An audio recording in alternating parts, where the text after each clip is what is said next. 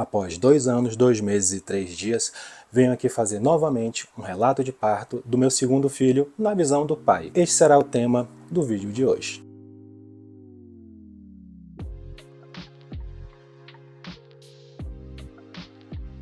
Eu estava no início aqui do canal quando fiz o relato de parto do nascimento do meu primeiro filho, o Liam. Este relato eu acredito que vai ficar um pouco mais longo. Caso tenha interesse, aqui embaixo tem os capítulos para caso você queira pular algum assunto específico. Para muitos, um parto é apenas um parto, mas muita coisa aconteceu de diferente do nascimento do segundo filho em comparação com o primeiro. Os relatos de partos compartilhados na internet são feitos justamente para auxiliar tanto a mãe quanto o pai neste acontecimento que para muitos é de extrema felicidade. Mas se você não tiver bons profissionais ao seu lado e o pior, se você não tiver conhecimento, tanto a mãe quanto o bebê poderão sofrer desnecessariamente devido a diversas intervenções por falta de informação. Se da mesma forma sai na imprensa diversas notícias de médicos que dão diagnósticos e fazem condutas erradas a seus pacientes que levam à morte, isso também pode acontecer em um parto, podendo acontecer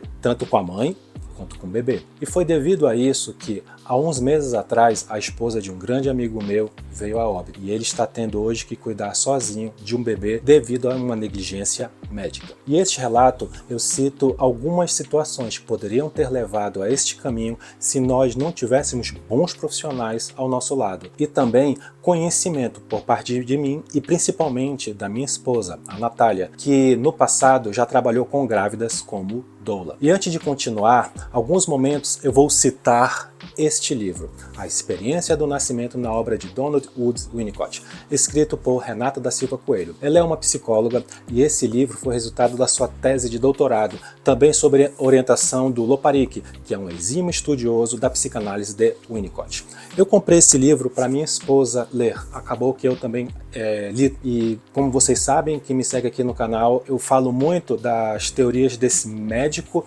pediatra que se tornou psicanalista devido ao que ele via acontecer dentro do seu consultório. Primeiro eu quero que você, pai ou mãe, reflita. Você fará de tudo para o bem-estar do seu filho, correto? Isso é algo que está gravado dentro do nosso DNA. Vem da natureza humana. Os pais quererem o melhor para os seus filhos. É claro que isso não pode ser generalizado. Existem pessoas que realmente não querem o bem dos seus filhos. Mas eu acredito que se você clicou nesse vídeo, você está buscando o melhor para eles. Mas para você saber o que é melhor para eles, você deve ter conhecimento do o que é danoso e o que é bom para eles. E principalmente a mãe, que vai carregar esse bebê no seu útero por meses. Às vezes, o melhor não acontece pela falta de conhecimento e orientação correta dos pais, fazendo que tanto a mãe quanto o seu filho passar por situações traumáticas que podem levar a vida toda dessa família que está começando a crescer. Eu falo isso por conhecimento no campo da psicanálise, área de formação que eu tenho e atuo, onde o Winnicott também deixa muito claro que os problemas psíquicos de boa parte dos adultos que eles sofrem é devido a algo que aconteceu desde a gestação até as primeiras fases de quando ele era um bebê. E é claro, isso não pode ser descartado. E é por isso que atualmente na anamnese, em consultas com médicos ou psicólogos, são feitas perguntas sobre como foi a sua gestação antes de você nascer. E é curioso ver que boa parte da falta de conhecimento e insegurança vem do pai.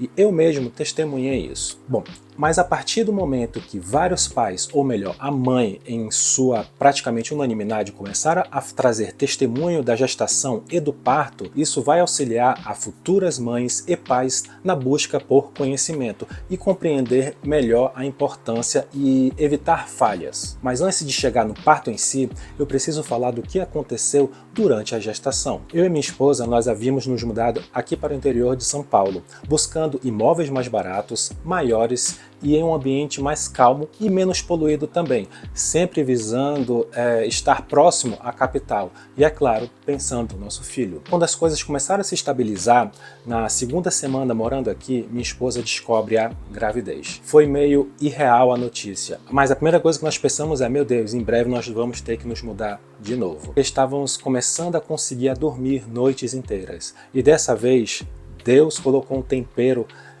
umas pitadinhas de problemas a mais para testar a nossa fé. Por isso você vai ouvir que toda gestação ela é diferente. Descobrimos a gravidez devido a sintomas que ela sentiu e ela acabou fazendo um teste de farmácia. Ela queria fazer uma surpresa para me contar e eu acabei chegando em casa e eu já cheguei perguntando dela, e aí, já fez o exame? E ela estava trocando a fralda do Liam e começou a rir e não conseguiu disfarçar. A gente respirou fundo, esperamos alguns minutos em silêncio e quando o Liam foi dormir, nós sentamos e começamos a jornada do pré-natal. Inicialmente marcamos consultas com alguns médicos do plano de saúde, que pesquisamos no Google, onde algumas pessoas elogiavam aquelas avaliações daquele determinado lugar. Por isso um alerta, você deve tomar muito cuidado, porque muitas empresas de marketing pagam pessoas reais para fazer avaliações elogiando empresas e profissionais. Por isso os relatos de parto vão auxiliar você bastante para saber se aquele determinado médico que vai acompanhar a sua gravidez ou da sua esposa, realmente ele é um bom profissional. E a Natália, quando fez o exame de sangue para saber se realmente ela estava grávida através dos níveis de BHCG, e também foi marcado o primeiro ultrassom, só que não conseguimos ver nada, porque a descoberta foi muito no início da gestação, e aí nós precisamos esperar mais 2 semanas para fazer um novo ultrassom. A gestação ela foi descoberta muito no início, então nós tivemos que esperar mais 2 semanas porque não deu para ver nada dentro do ultrassom. Sempre é seguida a data da última menstruação, então alguma coisa não estava batendo. E aí foi visto que a descoberta foi feita muito no início e provavelmente ela engravidou fora do período fértil, por isso que a data da última menstruação não batia. Todas as vezes que a gente ia em qualquer consulta médica, a primeira coisa que perguntava era: que dia foi a última menstruação? E aí a gente precisava explicar isso. Nesse mesmo exame de sangue foi detectado que minha esposa estava com a glicose um pouco alta. A primeira médica que passamos com os exames iniciais disse que a glicose está alta e é possível início de uma diabetes gestacional e era para tomar cuidado com açúcar. A segunda médica que passamos foi a pior de todas. Quando nós entramos no consultório dela, o nosso filho estava no colo da Natália amamentando. A médica ela não conseguiu disfarçar uma cara de nojo e negação vendo a minha esposa amamentar. Foi algo muito visível no rosto dela. É um pouco irônico mesmo saber que existem médicas do sexo feminino que não gostam de ver outra mulher amamentando o seu próprio filho. Por isso, existem várias campanhas sobre esse assunto que sai de vez em quando da mídia a favor da amamentação. Já pela arquitetura do consultório dessa médica, lá bem do início dos anos 90, parecia típico de uma novela do Manuel Carlos. Parecia que era o mesmo tempo que tinha sido feita a última reforma do consultório dela, foi provavelmente a época que ela fez a última atualização sobre obstetrícia. Pois a primeira coisa que ela disse para minha esposa foi: não amamente, senão você vai causar um aborto no seu bebê que está no seu ventre. E eu cheguei até a pesquisar sobre isso e não existe nenhuma comprovação científica que comprove exatamente isso. E eu já vi outras pessoas reclamando da mesma coisa, passou por um médico que disse isso. E ela não examinou, ouviu os exames da minha esposa, que já tinha sido feito, para falar qualquer coisa, nada, ela já chegou falando isso. Depois ela disse que pelos dados da glicose, ela não estava com diabetes gestacional. E um spoiler, sim, ela estava com diabetes gestacional, mas ela não sabia nem ler os dados, que ela viu os dados e ainda passou aquele exame para descobrir se ela tem uma possível diabetes gestacional, que a grávida toma, que é pura glicose, e faz uma medição de sangue.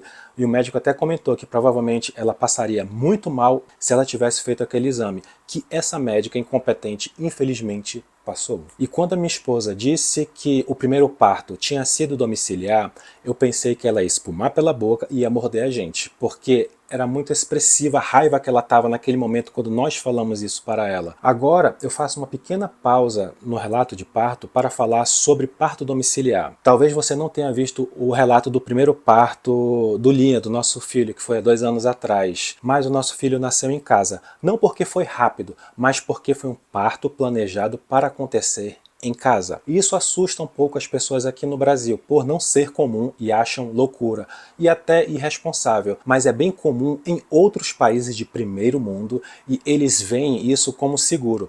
Inclusive, na época da pandemia, estavam recomendando isso para evitar que as grávidas ocupassem os hospitais e se contaminarem de alguma forma. Existem profissionais da área de obstetrícia que recomendam sempre o parto natural, só em casos que há real necessidade, ou seja, em último caso, uma cesariana. E isso é avaliado durante todo o pré-natal, até porque o pré-natal ele foi criado com esse objetivo, de fazer um acompanhamento da gestação para ter um parto natural. Esses profissionais são conhecidos como profissionais do parto humanizado. Guarde essa palavra. E eles chamam as equipes que acompanham esse parto de equipe humanizada. E a minha esposa, inclusive, trabalhou com a única equipe de parto humanizado que realizava parto domiciliar na cidade de Manaus. Só que isso há muitos anos atrás. Hoje eu não sei como é que tá. É onde sempre buscam o bem-estar da mãe e do bebê. Lembrando, sempre se baseando em evidências. E eles também fazem de tudo para evitar que ocorra algum tipo de violência obstétrica. Guarde bem esse nome, violência obstétrica, porque acontece muito nas maternidades de todo o país. E boa parte das mães acreditam que várias condutas que ocorrem na maternidade é normal, mas acabam sofrendo algum tipo de violência sem saberem. Sofrem, levam traumas físicos e psicológicos que carregam a vida toda. E isso afeta a vida da mãe e do bebê e, é claro, da família de um modo geral. Pelos relatos de parto que eu conheço, sim, talvez precisamos ser um pouco generalistas. Se vocês pesquisarem mais sobre o assunto, irão se assustar com o quanto isso acontece e afeta a vida tanto da mãe quanto do bebê. Por isso eu perguntei no início do vídeo, se vocês realmente estão em busca do melhor para o seu filho e também para a mãe. Mas voltando ao parto do Liam, o nosso bebê, que foi parto domiciliar, os exames da Natália estavam ótimos. E o bebê também estava bem de saúde. E se você tiver uma equipe humanizada que é capacitada, o parto domiciliar ele pode ser feito. Na Holanda, por exemplo, se eu não me engano, apenas 8% dos nascimentos vêm de cesáreas, que geralmente essas cesarianas ocorrem quando há um real indício de uma cesárea para ser feita. 8% é muito pouco comparado com o que acontece aqui no Brasil, que está na contramão disso. O Brasil é o segundo país do mundo com o maior índice de cesáreas do mundo, com 55%. Ou seja, a maioria dos nascimentos vem através de uma cirurgia. Por aqui, os médicos dizem que a cesariana é a via de parto mais segura, mas quando você olha as estatísticas, é muito diferente. Os países que são adeptos ao parto natural, o índice de mortes tanto da mãe quanto do bebê é muito menor do que como o Brasil, que se a cesariana ela fosse um meio mais seguro, o índice de morte tanto da mãe quanto do bebê deveria ser menor do que esses países que são adeptos ao parto natural, sem contar as sequelas da cirurgia, tanto da mãe quanto para o bebê. Aqui no Brasil, muitos médicos agendam a data da cesariana, que é um absurdo e arriscado, principalmente para o bebê. Quem diz quem está pronto para realizar um parto é o próprio bebê quando a mãe entra em trabalho de parto. E isso é bastante prejudicial ao bebê, fazendo com que muitos deles vão para uma UTI neonatal por essa irresponsabilidade. Chega a época de Natal, Ano Novo, os médicos costumam agendar os partos para poderem passar o feriado com a sua família e não esperando uma grávida parir. E nesse livro da Renata Coelho, ela cita uma fala de Winnicott que coloca a cesariana não como um meio de parto, mas como uma intervenção. E ele sugere que bebês nascidos de cesariana podem ter uma condição diferente de padrões de ansiedade durante toda a sua vida. E essas pessoas nascidas de cesariana necessitam de estudos diferenciados por parte de profissionais da área da psicologia. E ele deixa claro também que toda cesariana implica em, abre aspas, uma experiência traumática de nascimento. E classifica também como uma intrusão ambiental. A Renata ainda fala no livro algo bastante interessante, que a cesariana no Brasil é a primeira escolha para a maioria dos médicos e das gestantes. E ela diz que médicos são especialistas no procedimento cirúrgico, mas não no parto natural. O que é uma realidade, inclusive dessa médica que eu e minha esposa nós fomos.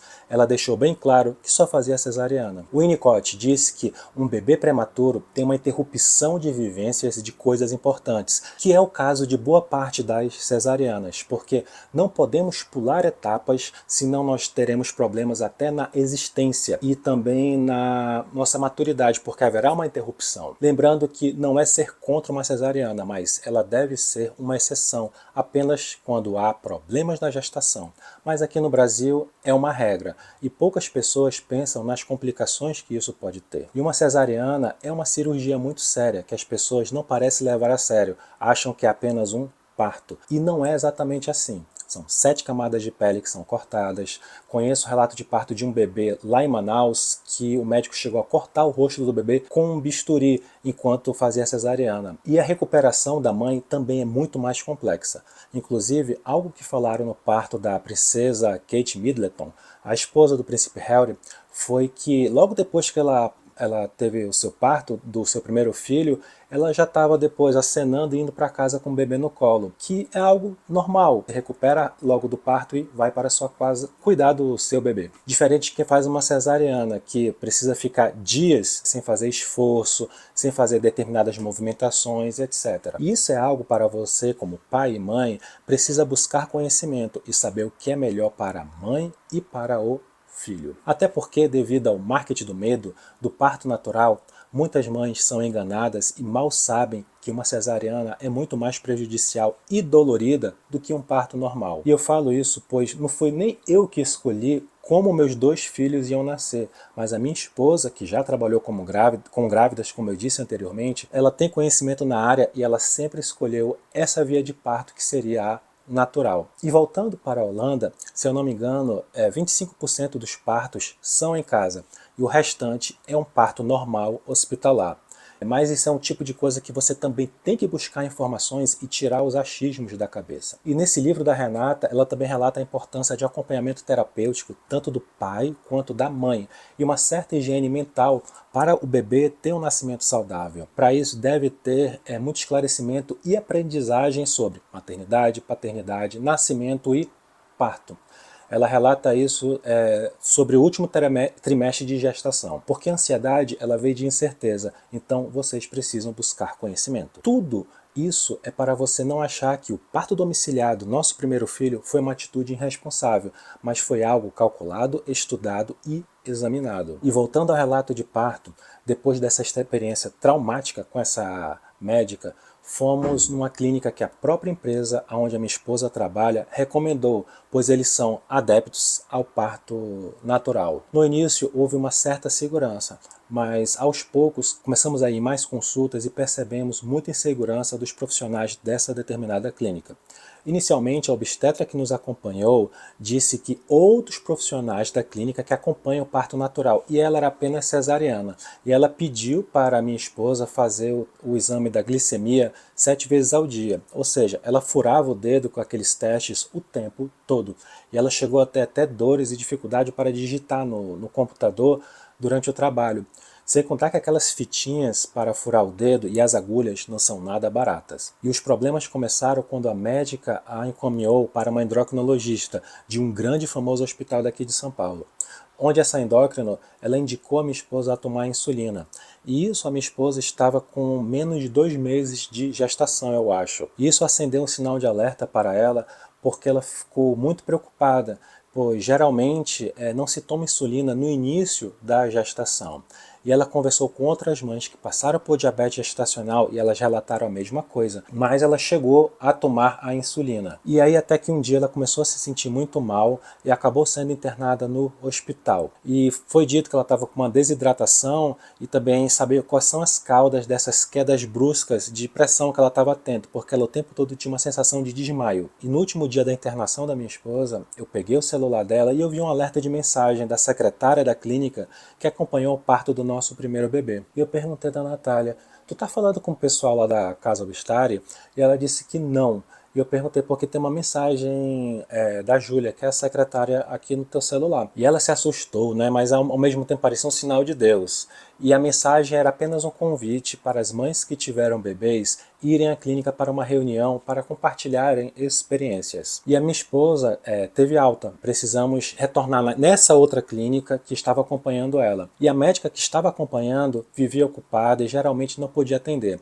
Então encaminharam para uma outra médica. E isso parecia muito comum nessa clínica. Inclusive eu busquei relatos de parto na internet dessa determinada clínica e eu encontrei muita reclamação de de grávidas dizendo que determinado médico acompanhou a gestação toda e chegava no dia do parto, era um plantonista que tinha que atender.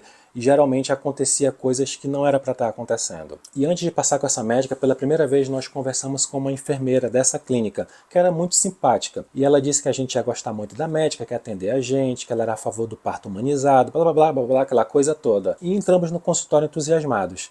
E logo nas primeiras frases que ela disse, nós percebemos que ela era uma pessoa muito estúpida.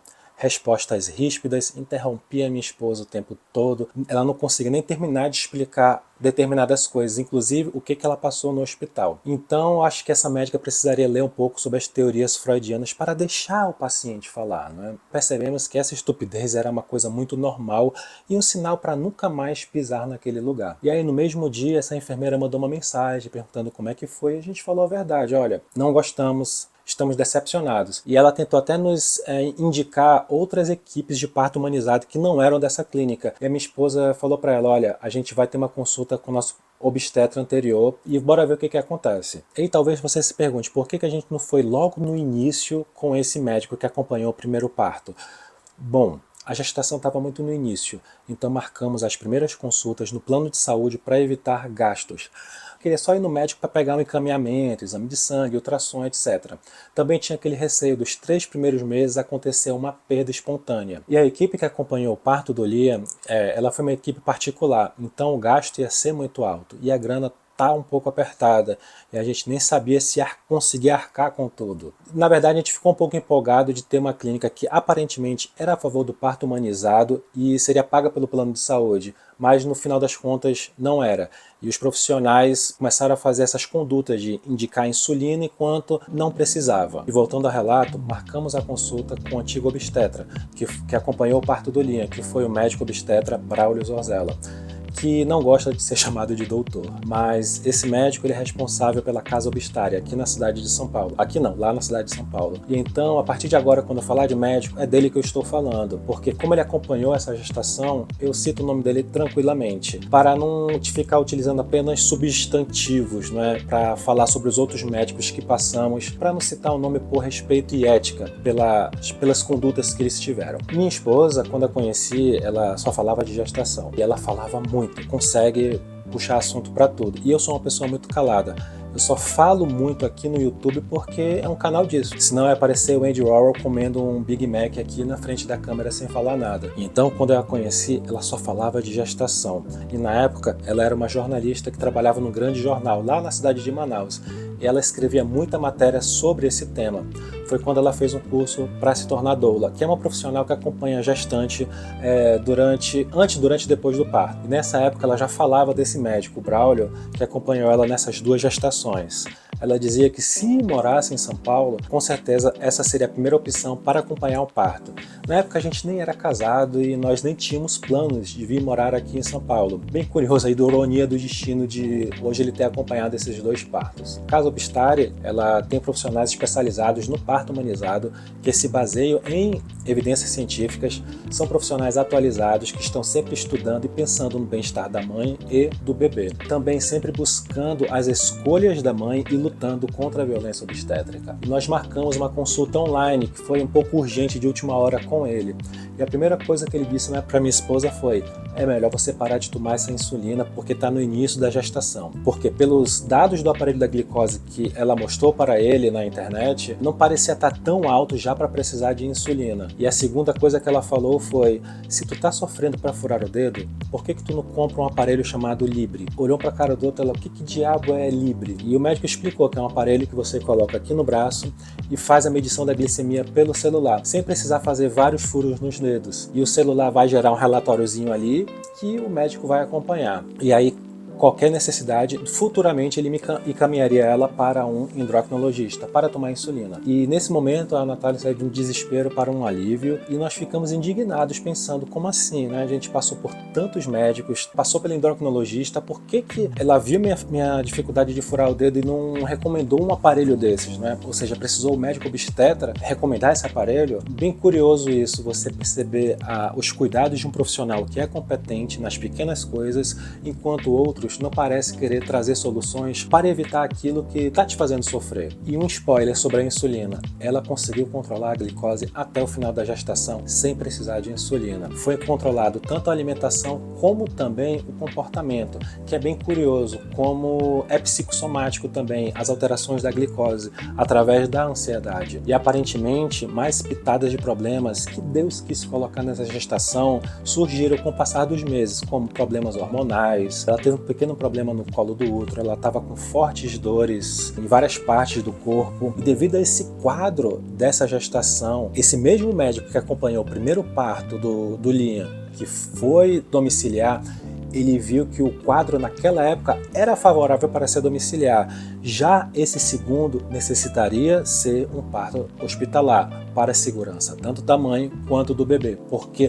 o quadro era totalmente diferente de uma gestação para outra. Ela também precisou fazer um acompanhamento com uma psicóloga especializada em psicologia perinatal, devido a todo esse quadro. O médico também recomendou ela ficar de home office devido a essas quedas de pressão e fortes dores que ela estava sentindo. E devido àquela internação que ela passou, ela ficou afastada pelo INSS do trabalho, o que dificultou mais ainda e deixou ela mais estressada. Ela precisou agendar perícia para poder voltar ao trabalho, aí ficou 2 meses para conseguir fazer um agendamento. Dava para fazer um vídeo só sobre falar dessa questão de INSS e gravidez. E algo que vocês precisam saber sobre gestação, o que pode afetar o bebê não é apenas a alimentação da mãe, mas o ambiente em que ela está durante toda a gestação também afeta. Se ela está com problemas no ambiente de trabalho, no ambiente familiar, tudo isso afeta a gestação e, é claro, o bebê. E se o médico que está acompanhando não for capacitado, as condutas também poderão afetar. E é louco porque o que ajudava a aliviar a ansiedade da minha esposa era o chocolate, mas ela estava com diabetes gestacional e não podia comer doces, porque senão iria só agravar. E sobre o pré-natal foram feitos diversos exames de ultrassom, porque uma das consequências da diabetes gestacional é ter um aumento grande do líquido amniótico e o bebê cresce mais que o normal, podendo levar um parto prematuro. Então, vários ultrassons foram feitos para acompanhar a evolução tanto do bebê quanto do líquido amniótico. Mas durante toda a gestação, tudo ocorreu bem. Inclusive, os exames de ultrassom começaram a ser feitos direto lá na casa obstétrica. Fizemos algumas vezes na clínica, mas era bem chato e complicado. Fizemos o exame da sexagem fetal para saber o sexo do bebê e ver logo as roupas. E o resultado foi mais um menino, e todo mundo querendo uma menina. É engraçado ver os profetas dizendo que sonharam com uma menina, que tinham certeza, e quando o exame saiu, eu ri muito. Fizemos um chá de revelação online, mas a gente já sabia o sexo. E eu só ri e falava, pega! Porque todo mundo quer ter controle dessa situação e não conseguiram, né? É engraçado ver a reação das pessoas. E a cada consulta eu fazia mais perguntas. Como seria um parto normal dentro de um hospital? Não é apenas a gestante que tem que buscar informação, mas o pai também. E eu perguntava bastante do médico como eram as condutas do hospital que escolhemos para o parto, pois nós contratamos uma equipe de parto humanizada que é composto por um médico obstetra, uma enfermeira obstetra, uma doula, um anestesista e um pediatra neonatal. Mesmo assim, cada hospital tem sua conduta própria e precisamos saber quais eram, o que nós tínhamos que esperar deles. Aqui em São Paulo, que é uma cidade grande, nem todos os hospitais aceitam bem equipes externas de parto humanizado. Essa equipe atendia em uns 3 hospitais apenas, se eu não me engano, eu não sei quais são exatamente. E quando minha esposa foi doula em Manaus, ela perguntava para as gestantes aonde elas teriam parto. Aí ela saberia se iria aceitar ou não, porque alguns hospitais faziam muitas intervenções e acabavam atrapalhando as condutas dos profissionais. E por falar em equipe, a doula que acompanhou o parto do Lia estaria viajando durante o parto do Oliver e fomos em busca de uma outra doula. E uma curiosidade aconteceu, que nessa reunião de mães que teve nessa clínica, quando nós estávamos indo embora, a gente cruzou com uma moça que ficou conversando com a gente até o estacionamento. E ela veio falando do nada, e uma coisa que eu achei curiosa foi que o nosso filho Liam gostou dela, sorria para ela.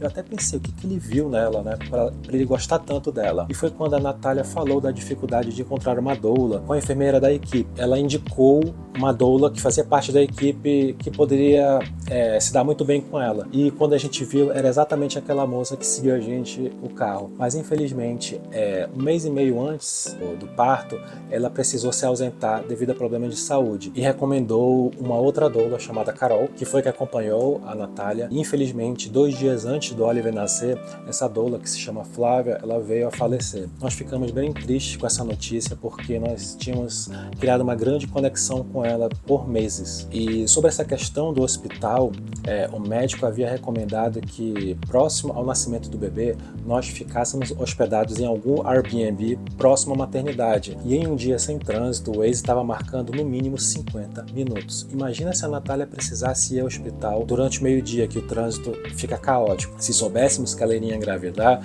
iríamos continuar morando na capital no antigo apartamento. Mas as coisas não saíram bem como nós queríamos, não é? E por que foi essa recomendação? O parto do Liam foi muito rápido e devido a esse precedente, o médico preferiria que nós ficássemos bem próximos ao hospital durante essa fase perto do nascimento do bebê. Outra coisa que também foi uma preocupação nossa era cuidar de 2 bebês, né, que ia ser agora o Liam e o Oliver. Por isso, nós decidimos colocar o Liam numa escola no início desse ano, para facilitar um pouco o trabalho aqui em casa. Porque nossa ideia era esperar um pouco mais de tempo para colocar ele numa escola, mas nós precisamos antecipar isso para ajudar um pouco, a diminuir um pouco da carga de trabalho aqui em casa. A busca por uma escola ideal para o nosso filho também foi uma via sacra. Visitamos inúmeras e também dava até para fazer um vídeo falando sobre isso. Outra preocupação era o parto, que não seria mais domiciliar. E aí, quem era que ia ficar com o Liam enquanto nós estivéssemos no hospital? Porque se fosse domiciliar, deixava ele aqui em casa vendo o trabalho de parto. E essa decisão não é muito simples. Eu e minha esposa, nós somos muito calculistas e cautelosos, pois ele precisaria estar em um ambiente onde ele, o Liam, se sentiria bem e seguro, alguém que pudesse favorecer aquilo que ele realmente precisasse. Um ambiente que possa fornecer uma sustentação, que o Winnicott chamaria de holding na sua teoria. Mudanças na rotina de um bebê deixam eles muito inseguros e irritados. Então o Liam, com 2 anos, precisaria estar com quem ele se sente seguro e confortável. Foi aí que Deus preparou todo o ambiente em que estava por vir. Por isso que eu gosto muito da história de José de Arimateia, que foi um personagem que só apareceu quando ele precisou assumir a sua responsabilidade, que era apenas enterrar Jesus. E é irônico saber que Jesus tinha vários seguidores, 12 discípulos, e nenhum deles estaria ao seu lado no momento da sua morte. Porque Jesus já sabia que nenhum deles estaria preparado para tanta pressão. Aparece muito daqueles Pedros, dizendo que estarão ao nosso lado, mas às vezes da boca para fora não aguentaria a pressão dessa responsabilidade. E foi quando Deus colocou no caminho da nossa família um bebê na escola do Liam. Já nas primeiras semanas nós percebemos que eles se deram muito bem, que é o Zeca, que tem uma personalidade muito parecida com a do Liam, um temperamento também e gostam das mesmas coisas praticamente. Foi uma amizade muito instantânea e muito legal, que eu até espero que na fase adulta eles possam estar como amigos ainda. E a mãe desse amigo, né, que é a Poliana, se aproximou bastante da Natália e se ofereceu para ajudar, caso precisasse. Apareceu até outras mães de colegas do Liam, que a amizade do Liam com esse coleguinha era o suficiente para saber que era uma resposta daquilo que a gente precisava. Eles se dariam muito bem. E foi curioso como o Liam se sentia seguro, tanto com esse amigo como toda a sua família. Foi algo muito instantâneo, nada forçado. Só Deus pode explicar mesmo. Então deixamos ele ir para a casa desse amigo algumas vezes para ver como é que ele ia se comportar, para poder ficar nesses dias durante o parto. E enquanto isso, no porta-malas do carro já tinha 2 malas cheias de coisas que nós precisaríamos levar para o hospital, mochila, etc. E aí chegamos no fatídico dia 20 de maio, uma segunda-feira. Tivemos uma consulta com o obstetra. Ele fez o ultrassom, tudo normal. E quando ele fez o exame do toque, ele percebeu que a Natália estava com 6 centímetros de dilatação. E ele disse: eu recomendo vocês saírem aqui da clínica e ir direto para o Airbnb, próximo à maternidade, porque a qualquer momento pode nascer. Pode ser daqui a 30 minutos, como daqui a 5 dias. Por precaução, vão.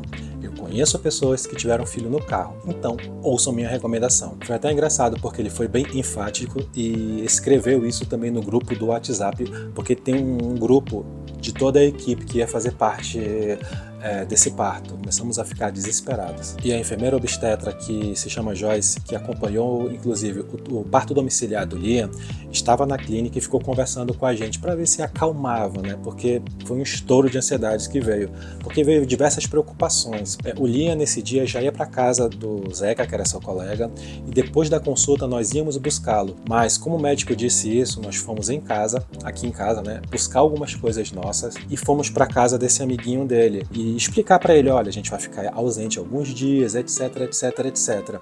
E nesse dia ele não queria dormir. Quando a mãe dele chegou, ela falou, bora Liam, pro quarto dormir. Ele foi tranquilamente, deitou na cama e dormiu. Eu queria que fosse assim aqui em casa também, porque para fazer ele dormir todos os dias, só no colinho do papai. Eu achei aquilo incrível, porque ele sentiu certa segurança na mãe do seu colega. E também trouxe uma enorme segurança para nós. Fomos em direção ao hospital e no caminho começamos a pesquisar Airbnb. Ficamos hospedados no dia 20 e 21. No dia 22 teria uma nova consulta com o obstetra. Ele fez vários exames e não deu em nada. Nós ficamos um pouco preocupados porque não tinha Airbnb, mas nenhum perto, só tinha esse. E no dia 23 nós tínhamos que sair de qualquer jeito, porque não tinha mais vaga. Ou seja, a gente teria que procurar algum Airbnb que seja um pouco mais distante do hospital. Esse era a 5 minutos de lá. E uma outra coisa que eu também não falei foi que eu conversei com uma tia da Natália para ela vir aqui para São Paulo, que ela mora em Manaus, para ajudar a gente aqui em casa, porque é uma loucura ter que ficar só eu e a Natália tendo que cuidar de 2 bebês,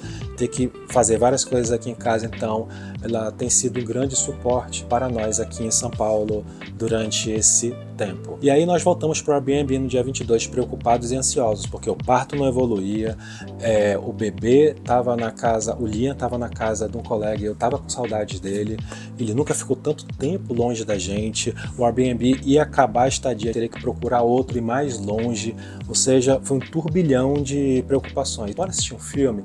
Vamos! E acabou que terminou o filme, ela falou, eu acho que eu tô sentindo uma contração.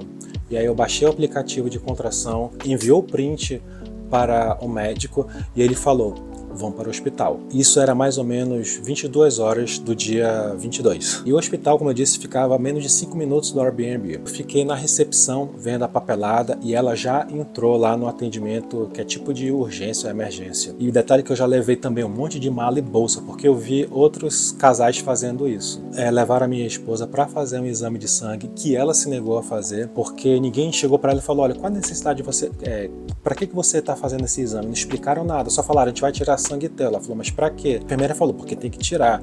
Ela falou, Natália, olha, não vou aceitar não, vou esperar o médico, que ele já tá chegando aqui no hospital, para saber exatamente que conduta seguir. E aí nós passamos com uma médica que estava lá de plantão, ela falou, não, o exame é para saber sobre sífilis, gonorreia, etc. Ela falou, bom, se você tivesse explicado isso antes, eu teria feito esse exame, mas como é que tira sangue de alguém sem explicar para o que é, né? Ou seja, a pessoa segue um padrão sem saber exatamente o que é. E detalhe que no pré-natal ela já tinha feito esse exame, mas o hospital pediu como regra ter que fazer de novo. Explicando que estava esperando a equipe que nós contratamos chegar no hospital para acompanhar dali em diante. Ela falou, não, tudo bem. E ela encaminhou para a Natália fazer um cardiotoco, que é um exame que mede os batimentos cardíacos e as contrações, que inclusive nós fizemos esse exame durante acho que 1 ou 2 semanas anteriores, que o médico pediu, mas eu esqueci de falar aqui no relato de parto. Aí chegou o médico obstetra, chegou a enfermeira, a doula e a fotógrafa também, que é a Tainã. E depois que toda a equipe já estava lá e pronta, nós saímos de uma sala e nos enviaram para uma ala do hospital que é para partos, que fica junto a uma ala cirúrgica. E ela foi deitada numa maca que eu achei bem esquisito, né? Que a gente andava pelos corredores e a gente via um monte de gente sendo operada, pois a sala era a última, a sala de parto, que inclusive é a sala número 1. Tive que guardar minhas coisas num guarda-volumes. E também eu tive que utilizar uma roupa cirúrgica, que eu coloquei por cima da minha roupa que eu estava. E chegando no hospital, achei bem curioso a conduta do Braulio, né? Que é o médico da equipe.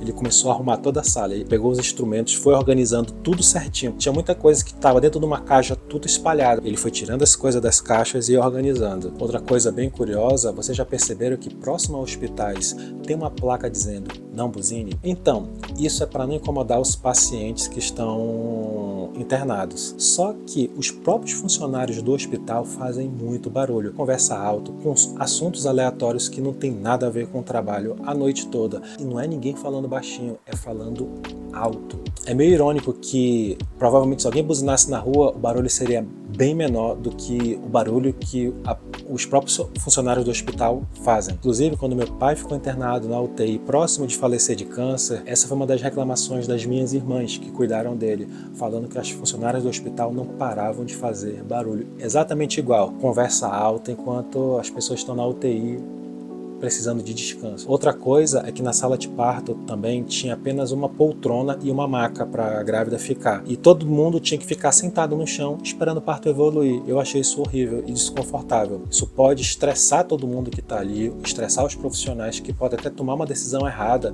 por não ter uma estrutura de conforto para os profissionais também, e também para os acompanhantes, né, que seria eu como marido. O médico, ele já sabia disso, ele pegou vários lençóis e foi colocando no chão. E enquanto isso, a minha esposa fazia alguns exercícios com a doula para estimular o trabalho de parto. E de tempos em tempos fazia um cardiotoco, esperando o parto evoluir. Eu mesmo deitei no chão e comecei a esperar. Já pela manhã, nada do parto evoluir. O trabalho de parto parecia ter estagnado. Eu estava muito ansioso. E com fome também, a comida era horrível.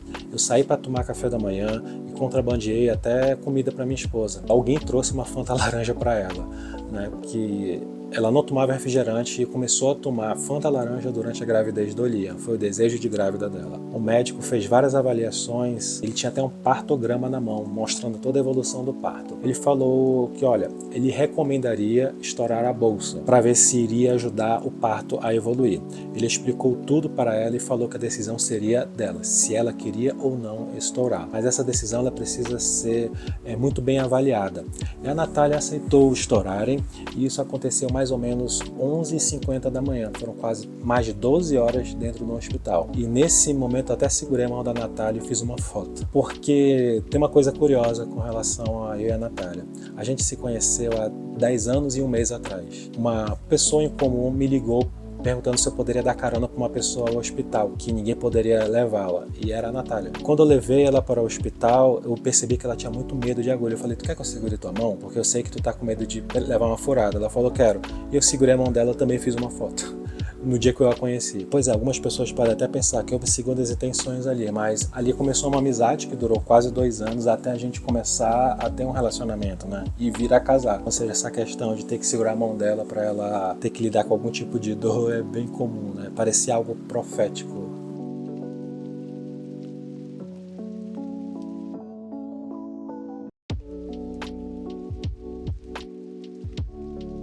E voltando ao parto, o médico estourou a bolsa e pediu para fazer uma foto do que se chama de tampão, que segura alguma coisa lá no útero. E fizeram até um bumerangue com um negócio assim na mão dele. Depois disso eu decidi ir no carro pegar uma coisa que a Natália pediu. E quando eu estava voltando eu falei, cara, acho que eu vou almoçar. Tem um restaurante aqui em frente ao hospital, que eu estava com muita fome. Quando eu retornei à sala de parto, tava uma loucura. Ela já estava dentro do banheiro, quase parindo. Cara, foi nessa hora que a realidade veio, a consciência. E o desespero veio junto. Foi quando eu comecei a pensar, meu Deus, como é que a gente vai cuidar de 2 bebês? Nesse instante, até então a gestação não parecia ser tão real. Eu não percebi que tinha um bebê vindo, sabe? É bem estranho falar isso, mas parece que toda aquela ansiedade, preocupação, comecei a pensar em milhares de coisas. Veio descarregando na minha mente nessa hora, né? Instantes antes do parto. Eu fui para um canto da sala, eu comecei a ficar pensando, falei, meu Deus, né? A gente vai ter um bebê, como é que a gente vai cuidar de 2 bebês? A gente já tem um. E eu já pensando no Liam, foram muitas coisas. E aí, nesse instante, eu peguei o celular da minha esposa e eu deixei filmando em time-lapse. E aí a doula pediu meu celular, acho que foi a doula que pediu meu celular para gravar o momento que já estava perto de nascer. Eu voltava, olhava, voltava. Aí eu só vi o médico falando, vem, senta aqui, senta aqui. Aí eu olhei, eu ainda estava meio em estado de choque, né? Ele falou, senta. E quando eu olhei no chão, eu falei, meu Deus, tá cheio de água e sangue. Eu fiquei pensando. Aí ele falou, meu Deus, ele pegou, joga o lençol aqui, jogaram o lençol, eu falei, pô, mas não adiantou, mas mesmo assim eu fui lá e sentei no chão. E aí de repente eu vi a cabeça do bebê sair, aí eu, meu Deus, eu pensei rápido, é igual a do Liam. E quando eu tava começando a pensar isso, ele voou assim de dentro dela, ele saiu muito rápido. Pá! Porque o Liam, a cabeça saiu, aí a enfermeira ela fez uma pequena manobra para ele poder sair corretamente, né? Ele não, ele saiu a cabeça e depois veio com uma voadora. Meu Deus, eu já segurei ali.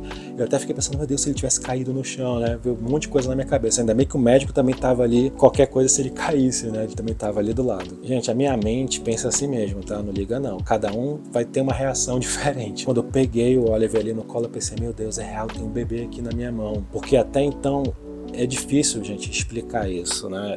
É uma coisa que não parece ser real. Tem coisas na vida que você acredita que nunca vai acontecer, que eu nunca nem acreditei que um dia ia ter filho, que um dia ia casar, e de repente quando eu vejo já tô no meu segundo filho. Ou seja, é tanta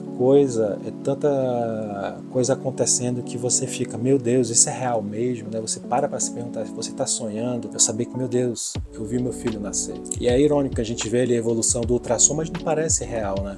É tipo aquela pessoa que você conhece na internet e só vê por foto, mas quando você vê ali palpável na sua frente, é diferente. E no instante que o bebê nasceu, parece aquelas cenas de filme. Eu só ouvia ecos dessas vozes, eu não conseguia entender, era inaudível. Eu só conseguia olhar a Natália e o Oliver.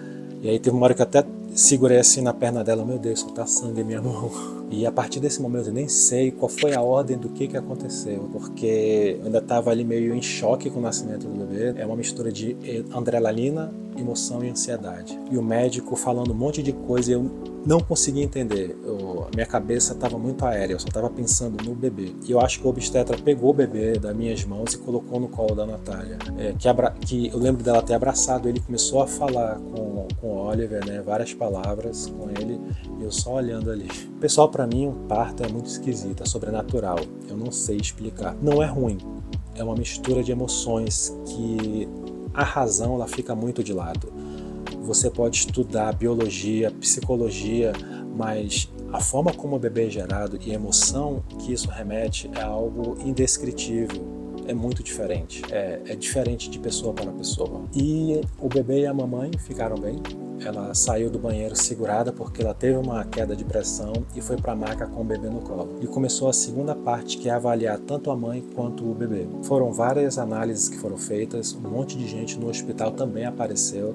Eu fiquei confuso sem entender de tanta gente que eu não reconheci que não fazia parte da equipe. É bem difícil, após um parto, alguém conseguir se concentrar em outra coisa, a não ser olhar para o bebê. Por esse motivo, é bom você confiar na equipe de profissionais, porque muita coisa errada pode acontecer nesse momento que você acaba esquecendo devido à emoção e achar que é tudo normal, mas pode não ser. E eu só lembro que entrou tanta gente na sala do hospital que eu não fazia ideia quem era, né? E eu sei que eles acabaram bagunçando tudo, toda aquela organização que o médico fez. Parecia que a enfermeira queria bagunçar tudo, eu não entendi isso da cabeça dela. E eu lembro de colocar o bebê numa caminha aquecida que tem no hospital, muita gente cutucando ele. Eu cortei o cordão umbilical também, que é muito estranha a sensação, dá um medo de bebê sentir dor, que eu sei que não sente, mas dá medo, né? Tudo ali você tem medo. Quando começou as avaliações do pediatra, eu lembro dele ter me chamado para sair da sala de parto para assinar um documento que eu neguei que colocassem um colírio de nitrato de prata nos olhos do Oliver. Isso só é recomendado quando a mãe tem gonorreia ou sífilis, se eu não me engano, para não passar uma conjuntivite para o bebê. E é irônico, porque a minha esposa fez no pré-natal e fez antes do parto, provando que ela não tinha nada, e mesmo assim queriam colocar o diabo do colírio no olho do bebê.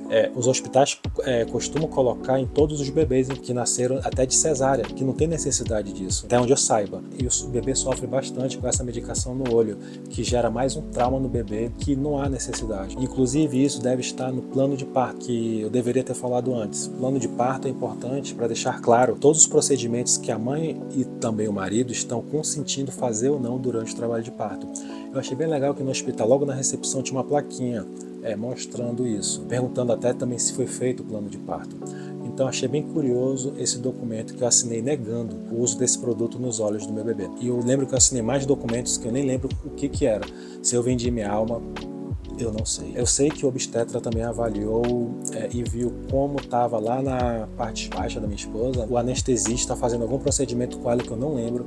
Eu só vi pelas fotos, né, que foram feitas pela fotógrafa. Ou seja, é tanta coisa acontecendo que você se perde, você não lembra do rosto das pessoas. Então talvez vocês queiram também ver as fotos do rosto do bebê.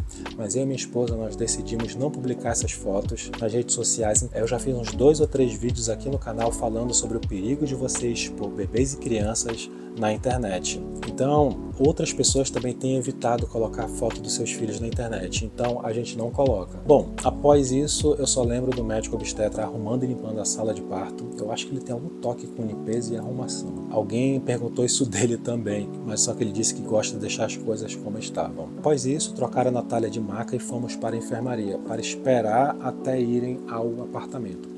Ficamos um bom tempo lá até conseguir essa liberação. E nessa aula eu vi até uma televisão mostrando os partos daquele dia. Houveram, na verdade, 6 nascimentos aconteceram aquele dia, 4 natural e 2 por cesárea. Isso é uma coisa que eu prestei atenção enquanto eu andava pelos corredores da ala cirúrgica. Depois fomos para o apartamento, fui buscar as malas no carro, no guarda-volumes também, que tinha mais coisa no carro que eu não pude levar tudo. E a primeira coisa que eu fiz foi tomar um banho. E um detalhe que eu não falei, né, que como eu tava com a minha roupa por baixo da roupa cirúrgica, quando eu tirei ela, tava só sangue. Ainda bem que existe Vanish, né, porque ele tirou a mancha de toda a minha roupa. Ficamos no apartamento e tendo que lidar com aquela chatice de hospital, né, de enfermeira entrando e saindo, ligando a luz, olhando a mãe, olhando o bebê, barulho, etc. Você sabe como é que é, quem já ficou internado sabe. Sentei na poltrona, abri meu notebook e comecei a escrever o roteiro disso aqui para eu não esquecer de nada. 2 dias depois de todas as avaliações, a Natália e o Oliver tiveram alta. Os médicos foram visitar ela durante esse tempo, né, que acompanharam na equipe para saber se estava tudo bem.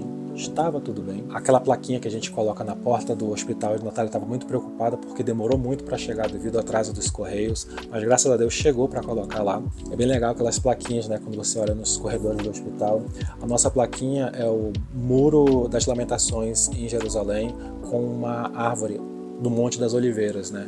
Que vem o nome do Oliver, que é de Oliveira, já que a família da minha esposa é da judia, então ela continua seguindo esse padrão. Agora eu quero falar um pouco das diferenças que eu achei do parto domiciliar e do hospitalar. Bom, eu já quero deixar claro que eu preferi muito mais o domiciliar do que o hospitalar, porque é muito barulho que fazem no hospital. A própria Natália falou que não conseguia se concentrar no trabalho de parto por causa das perguntas desnecessárias que faziam o tempo todo a ela. Ela chegou a usar um fone de ouvido para se focar na música e no parto, mas mesmo assim muitas pessoas interrompiam ela. Essa parte da concentração, ela é muito importante quando você estuda a questão do parto natural. Tudo é psicológico, né? Então, se você não tiver um ambiente favorável, isso também pode atrasar o nascimento do bebê. E esse foi o motivo que o parto não evoluiu tão rápido. Para ter uma comparação, a gestação do Liam foi assim.